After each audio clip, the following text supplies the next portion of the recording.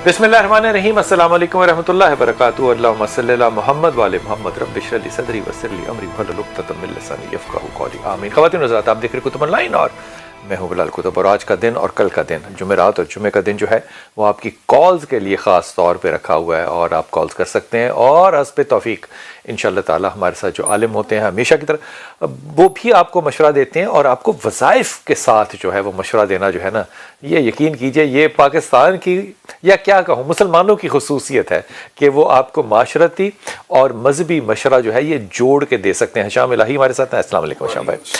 शाम भाई, एक अगर आप इजाज़त दें तो एक शेर अर्ज़ करूँ आपको।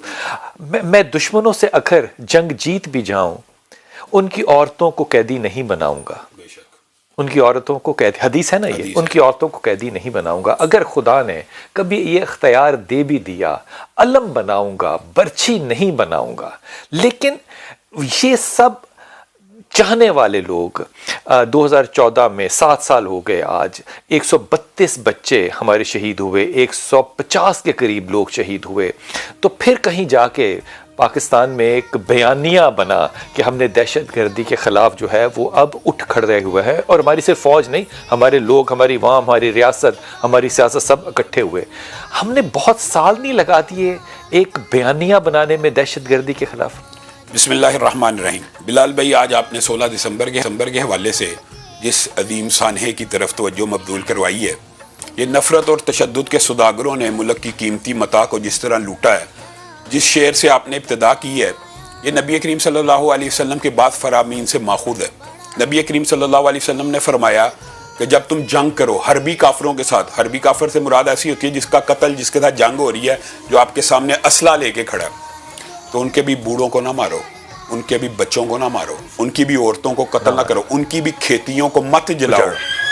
यहाँ पे तशद्दुद और नफरत के सौदागरों ने वो कम सिन और कमज़ोर बच्चों को, निहत्ते बच्चों को जिस तरह आके गोलियों से भूना। लेकिन एक बात बिलाल भाई मैं ज़रूर कहना चाहता हूँ कि 16 दिसंबर के हवाले से अगर आप सिर्फ इसकी डेट के ऊपर तवज्जो करें तो आपको अपने दुश्मन का हकीकी पता भी मिल जाता है। सकूत डाका भी कोई मुल्क के लिए कम सानहा नहीं था। जब एक वतन ही 2 टुकड़ों में तकसीम हो गया हो, उसकी तारीख भी 16 दिसंबर थी और उस सानहे को भी आज तक हम याद करते हैं। वो भी बड़ा दिलदोज़ सानहा है। जब वतन ही 2 टुकड़ों में तकसीम हो जाए, तब हमारे दुश्मन ने हमारी जोग्राफियाई सरहदों पे हमला किया था और वतन को 2 टुकड़ों में तकसीम किया। इस वाक़े के अंदर मैं ये समझता हूँ ये जो हमला था कौम को 2 टुकड़ों में तकसीम करने का अमल था, लेकिन अल्लाह के फजल करम से कौम उल्टा पड़ गया और कौम यकजा होगी और यकजान हो गई। और कौम ने जो आपने कहा कि बयानिया अख्तियार करते करते देर हो गई, मैं ये समझता हूँ कि हमें हकीकी मानों में तजिया ये करना चाहिए। अगर हमने सकूते डाका से कोई सबक सीख लिया होता तो शायद ये वाक़यात ना होते। एक पूरा वतन हमारा वतन ही था ना। आज उस टुकड़े के अंदर क्या कोई पाकिस्तानी नजर आती है? नहीं। आज वहाँ के लोग हमसे नफरत करते हैं। दिल जो वहाँ की हुकूमतें हैं वो एक अलग वतन बन गया। ऐसा क्यों होता है कि हम जब भी किसी बुराई को देखते हैं, बुराई को समझने में, बुराई के खिलाफ खड़े होने में कोई हादसा ही पेश आएगा तो बयानिया बनेगा हमारा? बिलाल भाई, उसकी बुनियादी वजह नबी करीम सल्लल्लाहु अलैहि वसल्लम की हमने उस हदीस को फरामोश कर दिया है जो नबी करीम सल्लल्लाहु अलैहि वसल्लम ने कहा था कि जब कोई तुम में से कोई मुनकर देखे, कोई भी शख्स तुम में से कोई मुनकर देखे तो 3 में से एक काम जरूर कर ले। अगर इस्तिताअत और ताकत रखता है तो हाथ से रोक ले। कोई डाका पड़ता देख रहा है तो उसको रोक ले, हाथ से रोक ले। कोई लड़की को छेड़ा तो रोक ले। ये हर बंदा मुस्लिम के ऊपर फर्ज है। और अगर नहीं ताकत रखता, कमजोर है, तो जुबान से ही उसको बुरा भला कहा, बाद आ जा मत, कोई भी। और अगर आखिरी स्टेज है दिल से तो बुरा जाने। हम ये ईमान के उस दर्जे पे हैं कि हम बुराइयों को दिल से भी बुरा नहीं जानते। सही बात है। जब हमने इस हदीस को ही फरामोश कर लिया और हम ये समझते हैं कि फलां बंदा कोई गलत काम करेगा तो हम रोकेंगे। आपने लफ्ज इस्तेमाल किया मुनकर, ये काम करने वाले मुनकर होते हैं।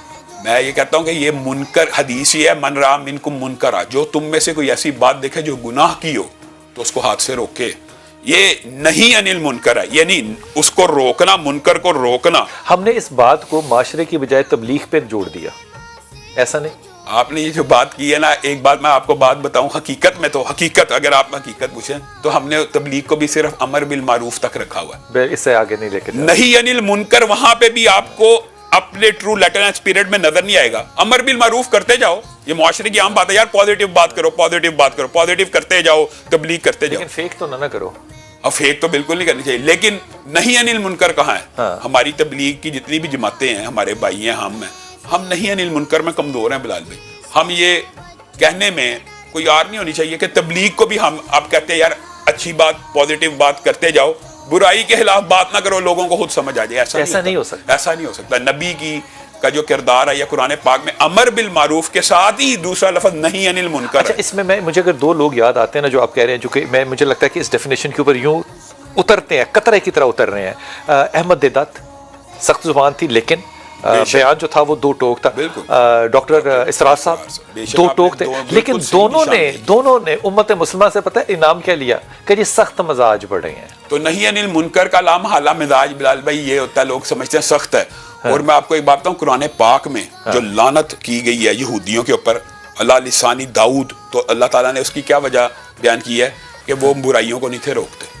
وہ برائیوں کو نہیں تھے روکتے, اور نبی کریم صلی اللہ علیہ وسلم نے فرمایا تم برائیوں کو روکا کرو. ہم برائی کو برائی سمجھیں گے تو ہی روکیں گے نا. السلام علیکم بلال انکل. وعلیکم السلام میرا بیٹا, کیسے ہیں آپ؟ اللہ کا شکر میرے بیٹے. حکم.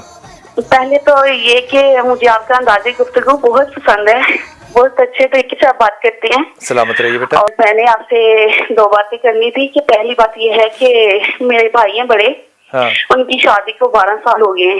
نام کیا بھائی کا؟ ان کی نا بس لڑائی جھگڑے ہی رہتے ہیں. بھائی کا اور بھابھی کا نام فاطمہ؟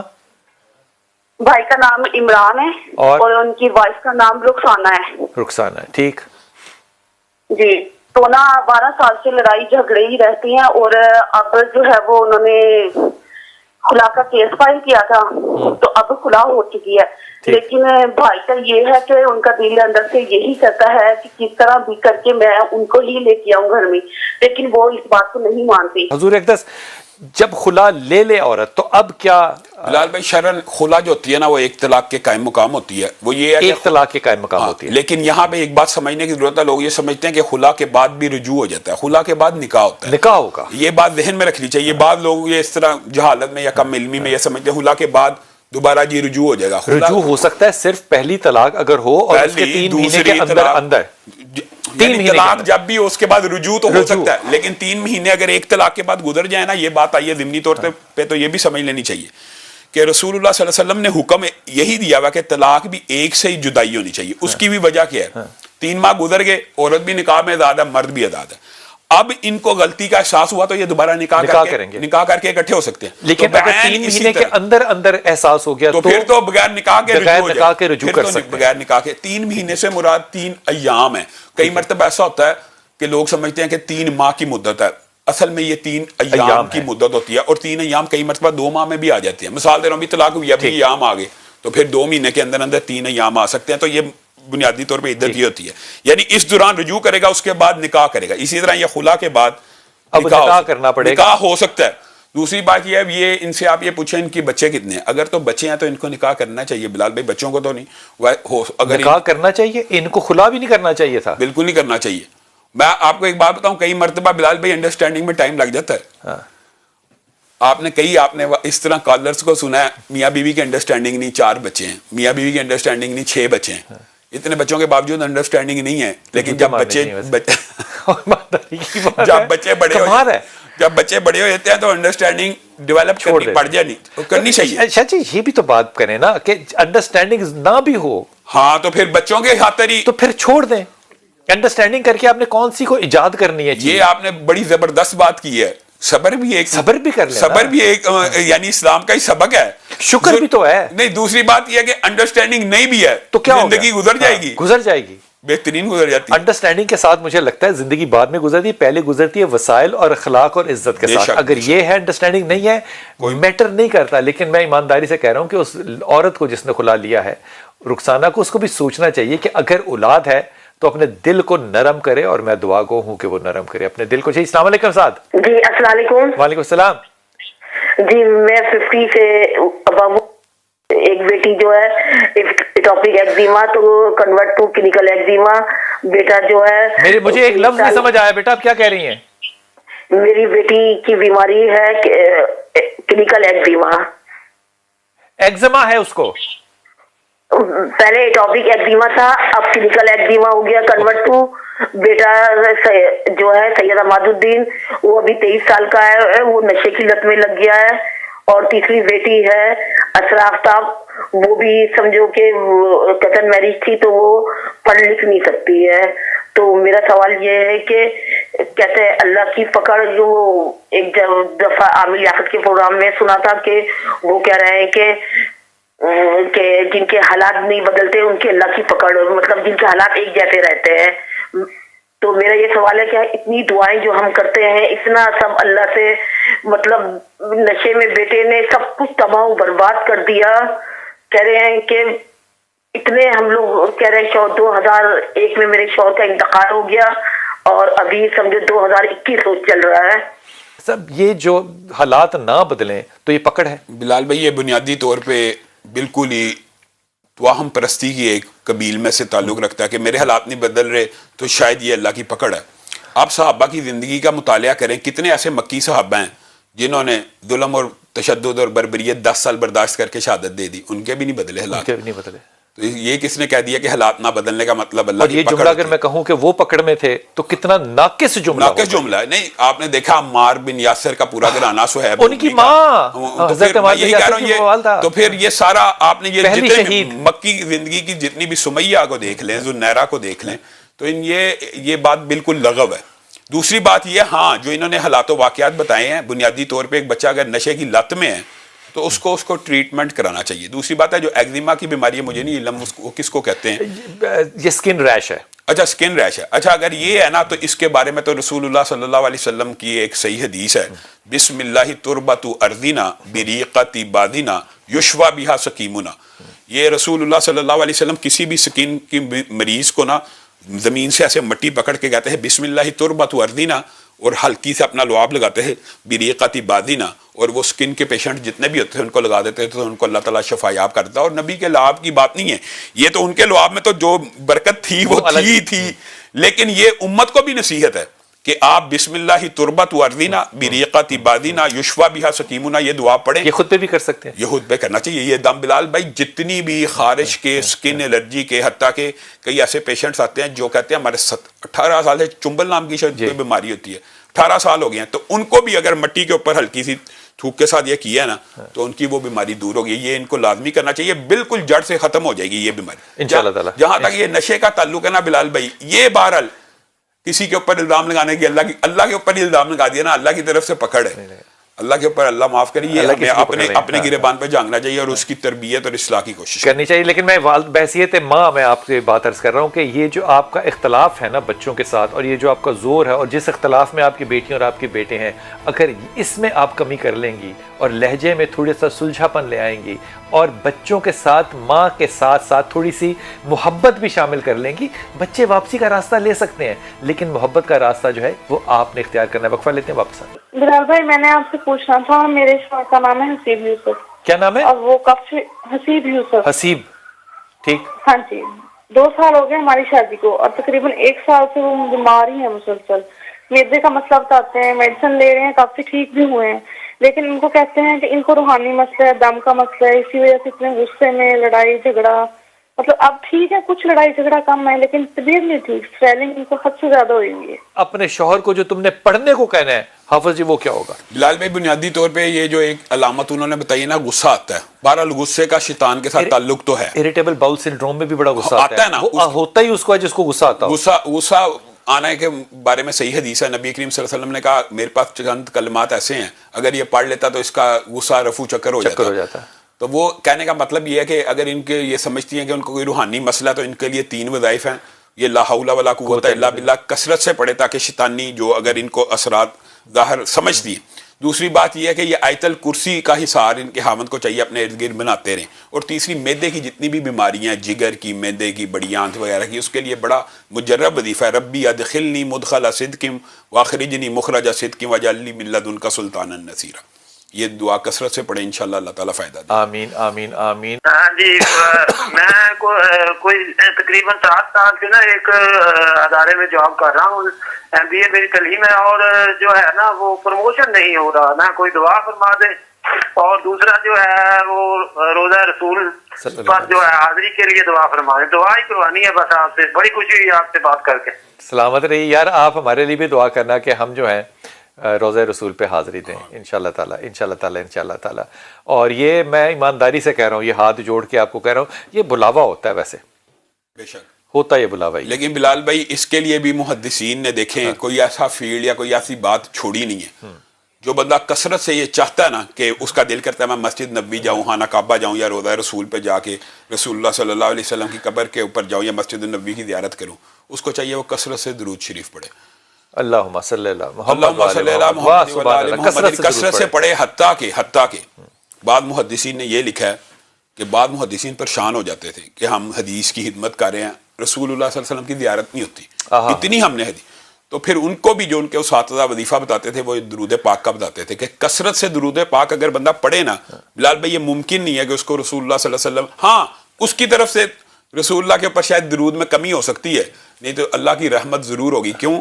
یہ ایک ایسا عجیب اللہ تعالیٰ نے سسٹم اور کلیہ بنایا ہے کہ اللہ تعالیٰ خود بھی کہہ رہا ہے قرآن پاک میں کہ ان اللہ و ملائکتہ، اللہ اور اس کے فرشتے رسول ہاشمی کے اوپر درود بھیجتے ہیں، تو مومنو تم بھی بھیجو. پھر اللہ نے یہ بھی کہہ دیا نبی کریم کے ذریعے جو اس پہ 1 مرتبہ درود بھیجتا ہے اللہ تعالیٰ اس کے اوپر 10 مرتبہ بھیجتا ہے. یعنی بھیجنا آپ نے نبی کریم کے اوپر ہے اور رحمتیں 10 اللہ کی آپ کے اوپر نازل ہونی ہے. تو انشاءاللہ یہ ان کو انشاءاللہ. اور میں آپ کو بڑی ایمانداری سے کہہ رہا ہوں کہ آپ نے دعا کے لیے کہا، میں آپ کے لیے بہت دعا گوں، آپ بھی میری یہ دعا کیجیے گا. لیکن یہ درود پڑھنا آپ نے شروع کرنا ہے، اس کے ساتھ ہلکا سا استغفار بھی پڑھ لیا کرو، اور یقین کرو کہ دونوں کام جو ہے نا وہ انشاءاللہ تعالیٰ چٹکیوں میں ہو جانے ہیں. بسم اللہ الرحمن الرحیم. حضور اختص آپ ہماری کالج کے اوپر کچھ کہنا چاہ رہے تھے. بلال بھائی بات یہ ہے کہ جو انہوں نے ایک سوال کیا نا بہن نے کہ پیسے نکل جاتے ہیں، تو اس کی میں ایک بڑا آسان کلیہ بیان کرتا ہوں. یہ رسول اللہ صلی اللہ علیہ وسلم کی حدیث ہے کہ آپ کوئی چیز کھانے لگے ہیں تو کیا کرنا ہے؟ بسم اللہ پڑھنی ہے. اگر بسم اللہ نہ پڑھی تو شیطان شریک ہو جائے گا. تو بنیادی طور کے اوپر کوئی بندہ یہ سمجھتا ہے کہ اگر میرا بچہ یا کوئی ملازم پیسے نہیں نکالتا اور جنات یا کوئی ایسی چیز پیسے نکالتی ہے، اس کو پیسہ رکھ کے صرف بسم اللہ پڑھنا ہے، اللہ کا نام لے کے، شیطان نکل جائے، تاکہ وہ شیطان کی. اب یہ دیکھیں یہی ایک لقمہ جس کو بسم اللہ نہیں پڑھی تو شیطان شامل ہو گیا. اب صرف بسم اللہ بھی پڑھ لیا نا تو ابلیس بھی نہیں کھا سکتا، اس میں سے ابلیس بھی نہیں کھا سکتا. تو یہاں پہ جنات بسم اللہ. اچھا، یہاں پہ ایک بڑی بات مجھے یاد ہے نا، خاص طور پہ ہماری اس نسل میں تو شاید پتہ نہیں ہو کہ پچھلی نسل جو تھی نا وہ خواتین ہوتی تھی جو ہر بات پہ بسم اللہ کہتی تھی، گرنے پہ بھی بسم اللہ کہہ رہی ہوتی تھی. اب یہ جو آپ نے بات کی ہے یہ بھی حدیث سے ثابت ہے. ایک شخص نے جب گرا تو کہہ دیا کہ شیطان تیرا بیڑا غرق ہو، تو رسول اللہ صلی اللہ علیہ وسلم نے کہا وہ تو خوشی سے پھول کے کپا ہو گیا ہے، اگر تو بسم اللہ کہہ دیتا تو مکھی کی طرح حقیر ہو جاتا. یہ جو بڑی عورتوں کی باتیں ہوتی ہیں نا کئی مرتبہ یہ بڑی ویلڈ ہوتی ہے. لیکن دکھ پتہ کیا ہوتا ہے کہ بسم اللہ دیکھیں آپ نے کیا آتے ہیں کہ جی گرنے پہ کیسے بسم اللہ ہو سکتا ہے، وہ یہی تو ہونا ہے، یہی تو ہونا ہے تاکہ یہاں تاکہ وہ گراوٹ جو ہے وہ عمیق وادیوں میں نہ گر جائے، بندہ سنبھل جائے. بسم اللہ پڑھے گا تو سنبھلے گا. کیا بات ہے. دوسری جو بھائی نے ایک بات کی ہے نا بلال بھائی، جب انسان متذبذب ہو نا، یہ شریعت کا ایک اصول ہے کہ فیصلہ کرنے کے اندر اس کو یعنی کنفیوژن ہو رہی ہے میں کیا فیصلہ کروں، تو پہلا اصول یہ ہے کہ وہ مشورہ کرے. جو وہ ترکی والے بھائی نے آپ سے کر لیا من استشارہ، جس نے مشورہ کر لیا تو اصل میں جو آپ سے مشورہ کر لیا اس نے شریعت کا پہلا قانون پورا کر لیا. لیکن جو دوسرا قانون ہے وہ کیا، اگر ابھی بھی اس کو تسلی نہیں نہ ہوئی وہ استخارہ کر لے. ما ندیم من استشارہ، وہ بندے کو ندامت نہیں ہوتی جس نے مشورہ کیا. وما خسر من استخارہ، اور اس بندے کو کوئی خسارہ نہیں ہوتا جس نے استخارہ کیا. یہ کہہ رہے ہیں 1 لاکھ قیمت بڑھ جاتی ہے لیرے کی، یا کسی فلیٹ کو ذہن میں رکھ کے دعائے استخارہ پڑھیں، 2 نفل پڑھ کے اللہ سے دعا کریں اور اگلے دن جا کے سودا کر لیں. پھر اللہ کا استخارہ اس میں شامل ہے، آپ کا مشورہ شامل ہے. پھر قرآن کی آیت یہ ہے اذا عزمت فتوکل علی اللہ، بس پھر فیصلہ کر لیا تو جب مشورہ بھی کر لیا استخارہ بھی کر لیا پھر اللہ کے توکل کی. بڑی خوبصورت بات. سر میں نے پوچھنا تھا اپنے بھائی کے لیے، رشتہ ہے اس بارے میں. لڑکی کا نام ہے میمونہ. اچھا. اور بھائی کا نام ہے عمیر. عمیر اور میمونہ. تو آپ نے استخارہ نہیں کیا؟ نہیں سر. کیوں نہیں کیا پہلے یہ بتاؤ؟ کر لینا چاہیے نا. جی کرنا چاہیے. استخارے کی دعا ہے، مسنون دعا ہے، اس کو پڑھتے رہیں. میرا یہ اپنا گمان ہے، میں اس بات کو یوں ہی کرتا ہوں کہ اس کو ہر وقت پڑھے. اس کے لیے ضروری نہیں ہے کہ آپ نے رات کو نماز ہی پڑھنا ہے اور خواب کا انتظار کرنا ہے، پڑھتے رہیں. یہ رسول اللہ کی حدیث سے ثابت ہے. نبی کریم صلی اللہ علیہ وسلم کے صحابہ کہتے ہیں رسول اللہ ہمیں دعائے استخارہ ایسے سکھایا کرتے ہیں جیسے نماز کی سورت فاتحہ اور ہم جوتے کا تسمہ ہریندے سے پہلے بھی استخارہ کرتے تھے. دعا پڑھتے رہیں، اللہ دل اس طرف لگا دے گا. لیکن میں اپنے گمان کی بات یہ کہہ رہا ہوں کہ یہ رشتہ جو ہے یہ ان دونوں کے لیے اچھا ہے, اس کو کر لینا چاہیے, اس میں کوئی دو رائے نہیں ہے. میرا مشورہ یہ ہے کہ یہ ٹھیک ہے اور کرنا چاہیے, لیکن آپ استخارہ ضرور کر لیا کریں. اور استخارہ کروانے والا جو ہے نا صاحب, یہ کون سا طریقہ ہوتا ہے کہ جسے استخارہ کروایا ہے؟ یہ بات یہ ہے کہ استخارہ کرواتے بھی ایسے ہیں کہ چلیں کسی اول تو شریعت کے اندر کسی کے لیے استخارہ ثابت نہیں ہے, لیکن بالفرض باپ نے بیٹے کے لیے کر لیا یا اولاد کے لیے کر لیا یا کسی عالم نے اپنے مقتدی کے لیے کرنا ہے, تو یہ کون سا استخارہ کال کی ابھی استخارہ کرو, ابھی کر کے ابھی جواب دے دیے, یہ نہیں ممکن نہیں, یہ ممکن ہی نہیں, کیونکہ اس پہ یہ جائز ہی نہیں ہے. یہ استخارہ تو نہیں ہے, یہ تو کہانت کہہ سکتے ہیں. یعنی مشورہ تو جائز ہے, مشورہ آپ سے لے رہے ہیں, مشورہ کسی سے لے لیں, وہ اس وقت فی البدی دینا چاہتا ہے دے دے, لیکن وہ یہ کہ میں نے استخارہ کیا اور اللہ تعالیٰ نے مشورہ دیتے ہوئے وہی کی ہے, یہ بھی سوچنا ہے کہ وہ امانت ہے. بے شک المستشار مؤتمن, وہ امانت ہے. یہ آپ نے بات بڑی اچھی کی کہ عام طور پہ لوگوں کا یہ انداز بن جاتا ہے جیسے کہ شاید ان کے اوپر کوئی الہام ہوا ہے تو انہوں نے فوراً بتا دیا تو یہ استخارہ ہے. ایسا استخارہ نہیں ہو سکتا, غیر شرعی بھی ہے. اور میں یہ آپ کو بالکل ایمانداری سے بتا رہا ہوں, یہ ہوتا بھی کوئی نہیں ہے, یہ خوف ہی ہوتی ہے, یہ ہوتا بھی کوئی نہیں ہے. اللہ اس چیز کو دل پہ لگاتا ہے, پھر حالات اور دل طبیعت اس طرف چلی جاتی ہے. میرا نا رشتہ لگا ہوا ہے. اچھا, اور جو ہے نا بہت مسئلے مسائل کھڑے ہو رہے ہیں, اس میں نا تیاری ہوئی تھی لیکن ختم ہو گئی ساری. وجہ سمجھ میں نہیں آ رہی صاحب, کبھی بھائی ناراض ہے, کوئی بیٹھنے نہیں کہہ رہا ہے. اس حضرت کا نام کیا ہے؟ عمران. تو عمران نہیں کرنا چاہ رہا شہلا؟ نہیں, وہ تو ہے میرے گھر میں میرے بہن بھائی جو ہے نا آپس میں نفس نفسی پھیلی ہوئی بہت زیادہ. وہ کیا کہتے ہیں کہ نہ کرو عمران سے؟ نہیں, کچھ بھی نہیں, بس بیٹھنا نہیں ہے شادی میں. کیا چیز؟ شادی میں نہیں بیٹھنا ہے نا. کیوں نہیں بیٹھیں گے شادی میں؟ بس ایسے ہی کوئی مسئلہ ہوتا ہے, کچھ بھی نہیں ہے.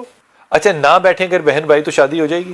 شادی تو جدی ہے, والدہ اگر راضی ہیں تو ولی بچی سے انہوں نے پوچھ لیا, ایک ولی بھی اگر راضی ہو تو شادی ہو جائے گی. ماں بھی ولی ہو سکتی ہے؟ نہیں, اگر والد موجود ہے پھر ماں ولی نہیں ہو سکتی. آپ کے والد راضی ہیں شہلا؟ والد نہیں ہے میرے, ان کا چچا ہیں. چچا نہیں, کوئی بھی نہیں ہے, صرف میری والدہ ہے اور بھائی ہیں میرے بہنے. بھائی ہو جائے گا ولی. بھائی مان لے گا, مائی بیٹھنا چاہے گا؟ بڑے بھائی تو تینوں راضی ہو گئے, تو پھر کوئی مسئلہ ہی نہیں. تو پھر کون نہیں بیٹھنا چاہتا؟ میری بڑی بہن ہے, وہ نہیں آ رہی ہے. تو نہ آئے, اپنے گھر خوش رہے. وہ خود بھی ناراض ہے اور وہ جو ہے نا مطلب چاہ بھی نہیں رہی ہے. جیسے تو میرے چندہ تمہاری بہن تو تمہاری ولی نہیں ہے نا, تمہارے بھائی مانتے ہیں تو وہ اپنے گھر خوش رہے, آباد رہے. حضور اقدس میرے پاس آخری لمحات ہے, مجھے یہ فرمائیے کہ خدا نہ خواستہ اگر کوئی بھی زندگی میں اور مسئلہ آئے اور ہم یہ سوچیں کہ ہمیں کنفیوژن ہے دین میں, دہشت گردی میں, یہ ہے کہ وہ ہے, ہمارے پاس کیا پیمانہ ہونا چاہیے اپنا بیانیہ قائم کرنے کے لیے؟ بلال بھائی, سب سے پہلا پیمانہ تو وہی ہے جو قرآن پاک کی آیت ہے کہ اللہ اور اس کے رسول کے فرمان کی طرف لوٹ جانا. فَإِن تَنَازَعْتُمْ فِي شَيْءٍ, اگر کسی بھی بارے میں آپ کا میرا تنازع ہو گیا, اللہ تعالیٰ نے اس کی بھی رہنمائی کی ہے. فَإِن تَنَازَعْتُمْ فِي شَيْءٍ فَرُدُّوهُ إِلَى اللَّهِ, یا اللہ کی طرف لٹا دیا جائے یا رسول اللہ صلی اللہ علیہ وسلم کی طرف لٹا دیا جائے.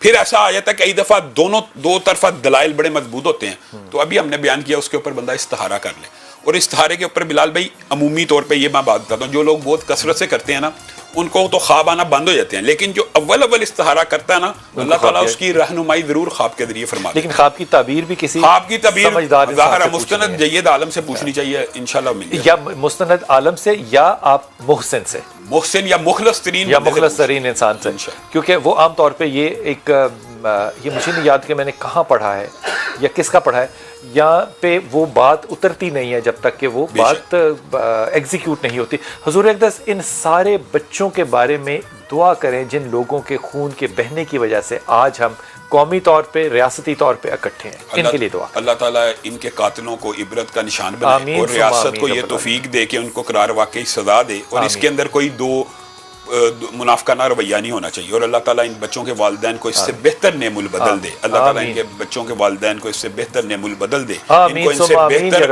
اولادیں دے, اور ان کی اولادوں کو ان کے لیے دنیا اور آخرت میں ذخیرہ بنائے اور جنت میں جانے کا سبب بنائے. اور انشاءاللہ یہ بچے جنت کے دروازوں پہ ان کا استقبال کرنے والے ہوں گے انشاءاللہ تعالیٰ. یہ بچے جو ہیں یہ جنت میں ہمارا استقبال کریں گے. اس سے زیادہ خوبصورت اور کوئی بات نہیں ہو سکتی. وہ خون تو بہا, اس کے لیے ہمارے آنسو ہمیشہ بہتے رہیں گے, لیکن اس بات کو یاد رکھنا ہے کہ قومیں جو ہیں وہ اسی طرح خون بہا کر بنتی ہیں. یقین کیجئے یہ جو بچوں نے قوم بنائی ہے اللہ اس کو ہمیشہ قائم رکھے گا انشاءاللہ.